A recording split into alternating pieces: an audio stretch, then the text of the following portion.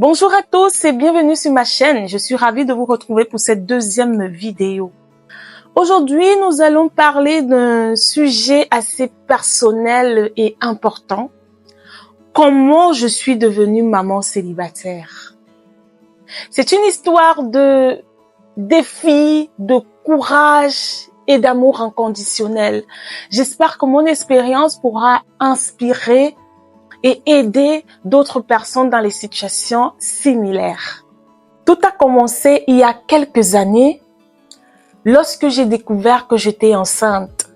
C'était un moment de joie immense et aussi de grande inquiétude.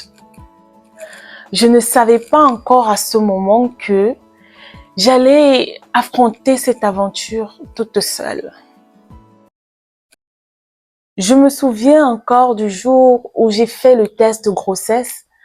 J'étais à la fois excitée et nerveuse. Lorsque le résultat apparut, j'étais très heureuse, mais submergée de peur. Comment allais-je gérer tout cela? Quelles seraient les prochaines étapes? Le père de mes enfants que j'aimais tant a choisi de ne pas assumer ses responsabilités. Et étant issue d'une famille très stricte, je me suis retrouvée coincée parce que non seulement il fallait annoncer à ma famille que j'étais enceinte, il n'était pas question que je leur annonce que j'allais gérer la grossesse toute seule. Donc, j'ai eu la mauvaise idée de cacher le comportement du père de mes enfants. Je me suis retrouvée à travailler comme hôtesse événementielle jusqu'à mes 6 mois de grossesse pour pouvoir mettre l'argent de côté pour la layette que j'ai fait toute seule, toutes les visites que j'ai fait toute seule. Et je me suis arrangée à faire croire à ma famille que oui, le papa est responsable, il est présent, il veut assumer son rôle. Et je vous assure que tellement j'étais submergée par la peur du jugement que je me suis retrouvée à être humiliée de la pire des manières parce que je me suis retrouvée dans une situation où je forçais presque quelqu'un de jouer son rôle, de me donner de l'amour, on va dire ça comme ça. Je me disais que avec le temps, il allait changer, avec le temps, il allait s'assagir, il allait comprendre, peut-être il n'est pas assez courageux, il est aussi dans la peur. Peut-être c'était mon erreur, peut-être dans ce cas, il a fallu que j'en parle. Puis encore, quand j'ai eu le courage d'en parler à une de mes mamans à l'époque, elle m'a dit: tu as réduit tes chances de te retrouver mariée parce que personne n'acceptera d'épouser une femme mère. Ces paroles, je vous assure, m'ont brisé.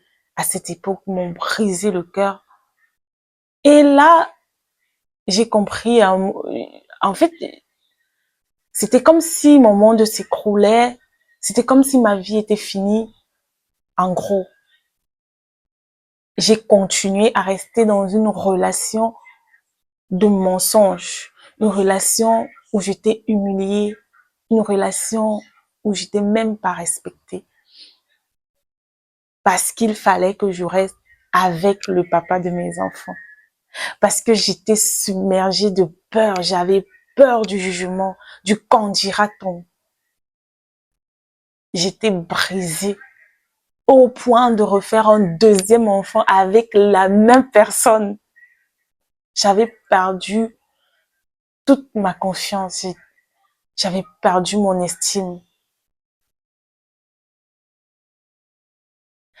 Je n'arrivais pas à comprendre comment moi, qui avait des mentions excellentes à l'école, j'ai même pas pu faire le bon choix de papa pour mes enfants. J'étais pas bien à cette époque. C'était l'un des moments les plus difficiles de ma vie.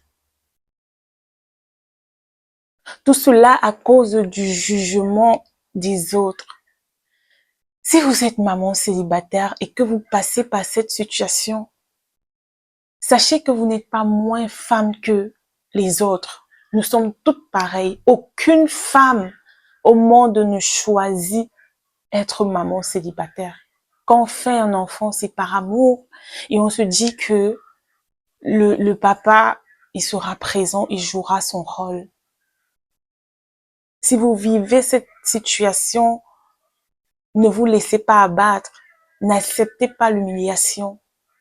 Relevez-vous et battez-vous pour vos enfants. Être maman célibataire est un challenge au quotidien. Mais c'est aussi une source de fierté.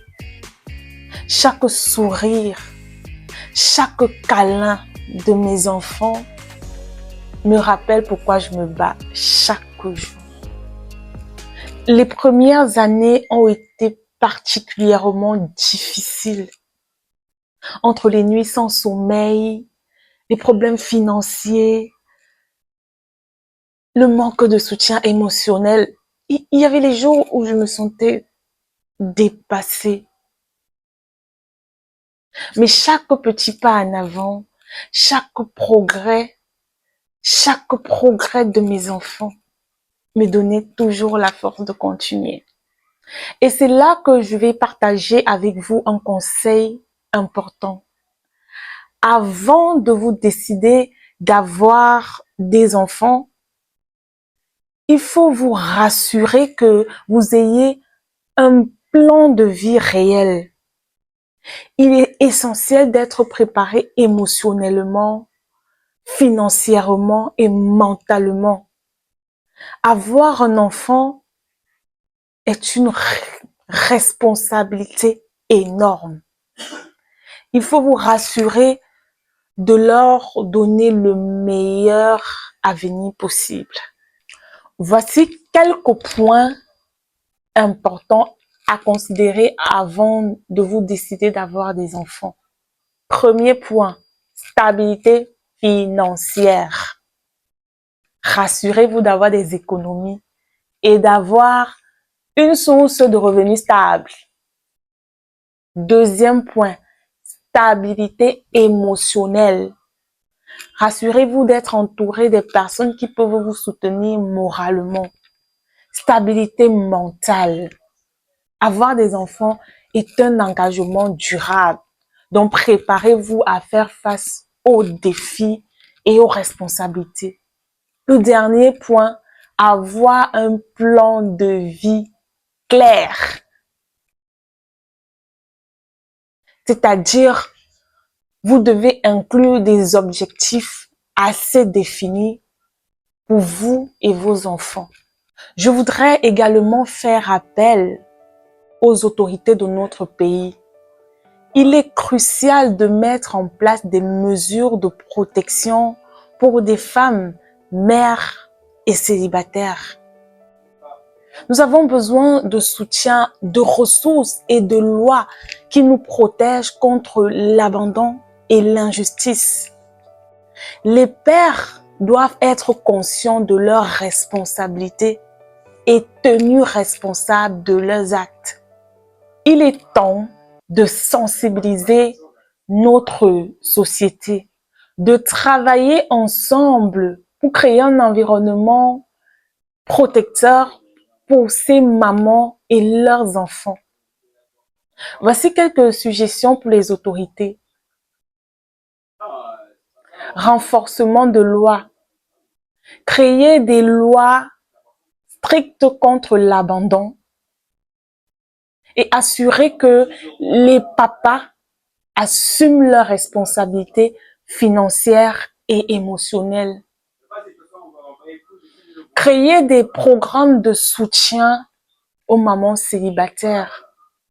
Soutien financier, soutien émotionnel, afin que ça puisse leur aider à s'occuper de leurs enfants. Lancer des campagnes de sensibilisation aux populations afin de les éduquer sur l'importance de la responsabilité parental et du soutien familial. Je vous remercie d'avoir regardé cette vidéo et j'espère que mon histoire et mes conseils vous auront inspiré. Je vous prie de vous abonner, de liker et surtout de la partager avec tous celles qui pourraient en avoir besoin. Et n'hésitez pas de partager votre propre histoire en commentaire. Ensemble, nous pourrons faire la différence. Je vous remercie et à très bientôt pour une prochaine vidéo.